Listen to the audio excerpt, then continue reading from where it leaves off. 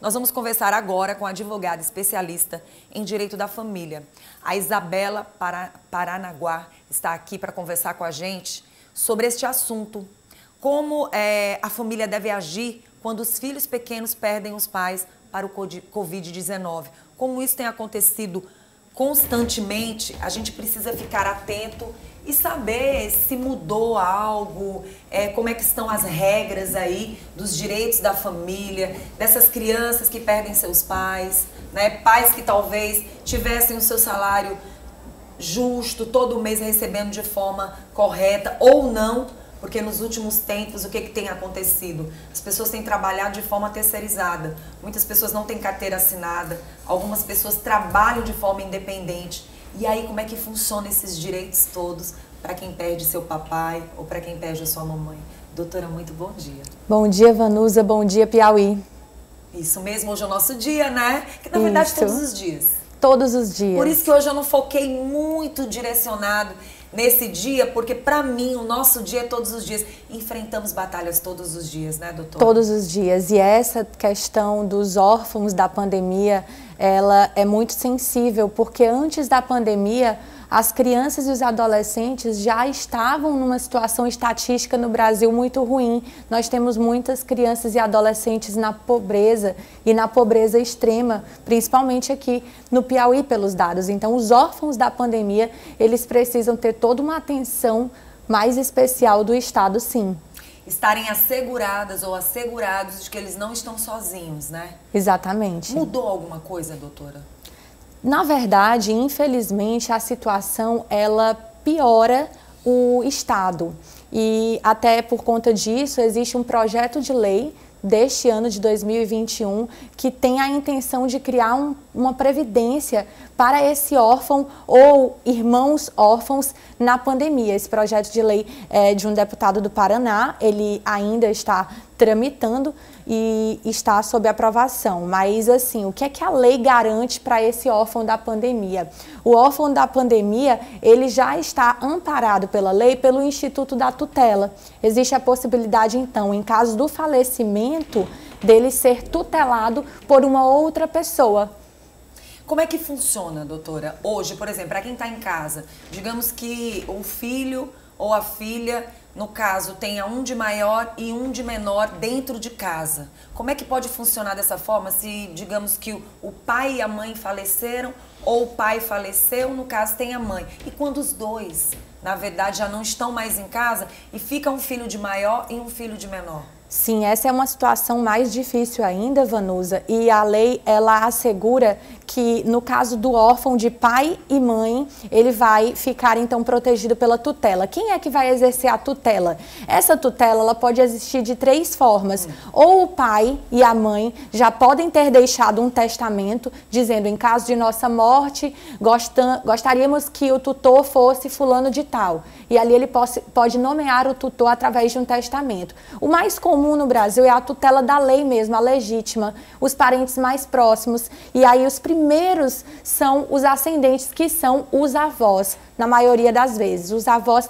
eles vão ter então o poder e dever de tutelar, de guardar, de amparar. E nesse seu exemplo em que fica o irmão mais velho junto com o irmão mais novo, ambos órfãos, o mais velho na forma da lei, ele já tem os atos da vida civil dele que ele pode praticar e ele não vai mais estar guardado por ninguém, aquela história da guarda que a gente fala. Mas o menor de idade vai ter que ter essa atenção especial e aí ele pode sim ser tutelado também pelo irmão, que é um colateral na forma da lei. Mas a lei, ela traz essa ordem preferencial que claramente, de acordo com cada tipo de família, cada modelo de família, ela pode ser alterada. Digamos que nesta família ainda existam os avós, mas que eles estejam muito debilitados, provavelmente não têm uma saúde mental, né? Porque nos últimos tempos a gente tem percebido esse mal de Alzheimer, a gente tem percebido essa dificuldade ainda com idosos, pessoas da terceira idade, jovens, sim, e que já não estão mais prontos e preparados para terem sua vida sozinhos ainda, né? A gente tem percebido que isso tem acontecido com uma certa frequência, né? De idosos da terceira idade ainda jovens com problema de mal de Alzheimer. Nesse caso, quem é que ajuda? Continua sendo o Estado? Sim, esse caso é bem interessante, porque aí, Vanusa, você traz para a gente dois vulneráveis. A criança e o adolescente vulnerável e o idoso também vulnerável porque é acometido do mal de Alzheimer. Esse daí, ele também tem, pelo princípio da solidariedade familiar, ele também tem o direito de ser amparado por alguém que seja primeiramente de sua família. Lembrando que se não for possível amparar através de uma procura de algum parente próximo, no caso do menor de idade, ele vai ter que entrar pelo Estatuto da Criança e do Adolescente no acolhimento familiar, que é o que nós conhecemos como os abrigos, os lares institucionais. Ele vai ter que sair, então, da família dele, de parentes ali próximos. Se nada der certo por ali, o amparo dele vai ter que entrar no acolhimento familiar. E quando esse amparo vai para o acolhimento familiar, esse acolhimento familiar recebe alguma ajuda de custo para que possa ajudar essa criança? Sim, essa ajuda de custo, na verdade, ela já está embutida naqueles nossos impostos que nós pagamos como cidadãos. E gostaríamos de ter sempre os retornos. Infelizmente, não é toda hora que nós temos. A gente geralmente não recebe essas informações, pelo menos muitas vezes até as condições para a gente se manter dentro de um estado, né? Dentro desse país. Mas pode ser que alguma coisa mude. Talvez na verdade, esses cuidados todos, devido à nossa real situação, que nós ainda não temos a cura, então tudo muito novo, né, doutora? Exatamente, é tudo tão novo que esse projeto de lei, ele se torna interessante. Ele é importado de alguns outros países latinos que têm pedido para existir um fundo previdenciário para esses órfãos da pandemia, e no caso deste nosso projeto aqui no Brasil, ele visa garantir um salário mínimo para o órfão da pandemia. A pessoa pode dizer assim, mas é muito pouco.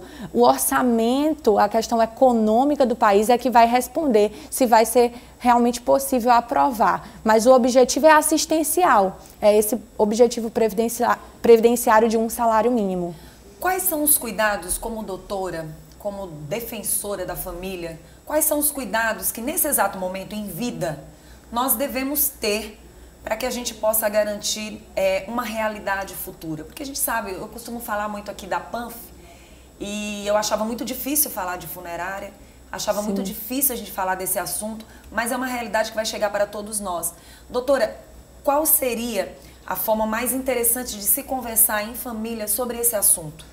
A forma mais interessante, Vanusa, e é muito importante essa pergunta por conta exatamente do momento que nós vivemos, é o diálogo. É sempre tentar estabelecer o diálogo. Nesse caso dos órfãos, eles vão ter que estar representados por alguém e não vai ser mais os pais dele. Não vão ser mais os pais dele. Então, neste caso, o diálogo em cima do quê? Da moral, do psicológico, da questão de saúde. Hoje, também, isso, né, a confiança ela é muito importante, porque é uma criança e um adolescente no seu pleno desenvolvimento de vida. Então, tem todos os aspectos para desenvolver nele. O psicológico, o moral, o material, ele precisa de um apoio financeiro para continuar se desenvolvendo como ser humano. Doutora, quem está agora, nesse exato momento, passando por um momento difícil, pode entrar em contato para ter mais informações onde? Certo. Nós, advogados, nós podemos deixar à vontade que o cidadão ligue para a Ordem dos Advogados do Brasil. Eu faço parte do Instituto Brasileiro de Direito de Família, que é quem também cuida das famílias brasileiras. Você também tem canais de atendimento do Estado, fornecidos pelo Estado em casos de família. Então, é fornecido todo esse aparato e, na verdade, o que você precisa ter, se tiver numa situação dessa, é um acompanhamento profissional especializado. Isso vai ser muito melhor para resolver a sua situação. E fica interessante a dica, tá? Como a própria doutora Isabela acabou de dizer pra gente, procure um profissional realmente apto, um profissional que esteja seguindo toda uma situação correta e que possa lhe informar. No caso aqui, a doutora está deixando bem claro, busque um profissional de direito que possa lhe orientar através da família, porque cada um tem sua especialidade, cada um se preparou para uma determinada situação, então é importante que as pessoas fiquem atentas também sobre isso, né, doutora? Com certeza, Vanusa, isso é muito importante. Eu quero agradecer pela sua presença, tá bom? Seja sempre bem-vindo aqui no nosso programa e que qualquer novidade, qualquer novo direito que muitas vezes não chegam até a gente diretamente, traga para a nossa produção, nos informe. O Bom Dia está disponível para ajudar nessa questão também. Muito obrigada, Vanusa. Bom dia a todos. Muito obrigada, doutora. Tá vendo, gente? É sempre bom a gente se informar e fica aqui essa dica muito importante da doutora. Que a gente possa conversar mais, que a gente possa ter mais diálogo. A realidade está aí para os olhos de todo mundo. Ninguém pode duvidar do que está acontecendo. É uma realidade que tem que ser conversada. Então, assim, se na família existem muitos problemas, vamos tentar resolvê-los. E, se possível, a gente se unir através de um diálogo, de uma conversação, porque hoje você está em vida, amanhã você não sabe se você vai estar em vida. Então, é uma questão que acontece com todo mundo, não só com seu pai e com a sua mãe. Até porque ninguém sabe o dia certo para cada um. Então, que a gente possa, nesta vida, respeitar uns aos outros e manter esse diálogo. Porque quem vai ficar precisa dessa proteção. E se você ama seus filhos, você ama os seus parentes, se você ama as pessoas que são importantes para a sua vida, comece a se preocupar com este cidadão a partir deste momento.